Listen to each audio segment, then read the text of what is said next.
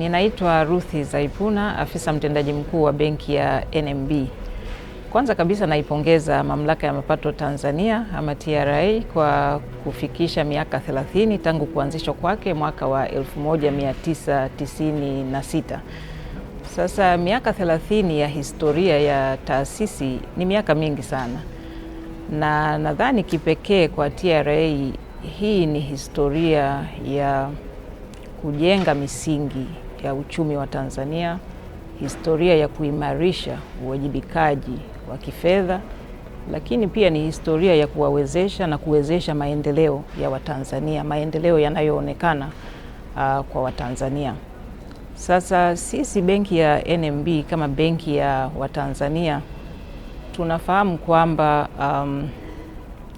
kila shule inayojengwa hapa nchini, kila hospitali inayoboreshwa hapa nchini, kila barabara inayojengwa kumuunganisha mkulima na soko, lakini kila mradi wa kimkakati mkubwa unaotekelezwa hapa nchini, kuna mkono wa kodi iliyolipwa kwa uadilifu ama kwa uaminifu mkubwa.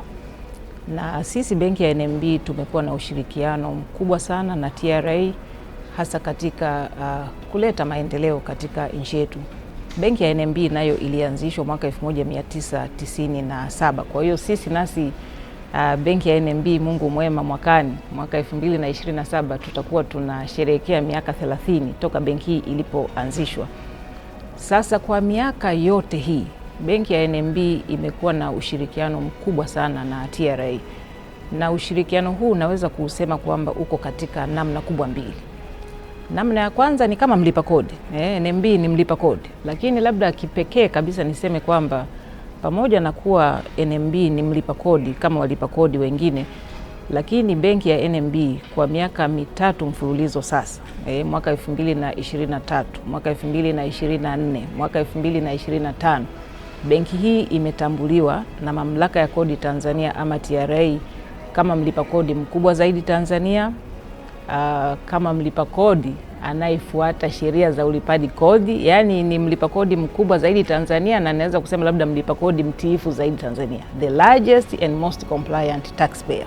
Kwa hiyo labda mimi nichukue pia nafasi hii kuendelea tu kuipongeza TRA kwa kufikisha miaka 30, lakini naipongeza TRA kwa mageuzi makubwa na uongozi unaoendelea, na basi kuendelea kuwatia moyo kwamba tuendelee kushirikiana kwa kiasi kikubwa na kwa karibu na sekta binafsi na walipa kodi wa Tanzania ili tuendelee kupata kodi kwa ajili ya maendeleo ya Tanzania.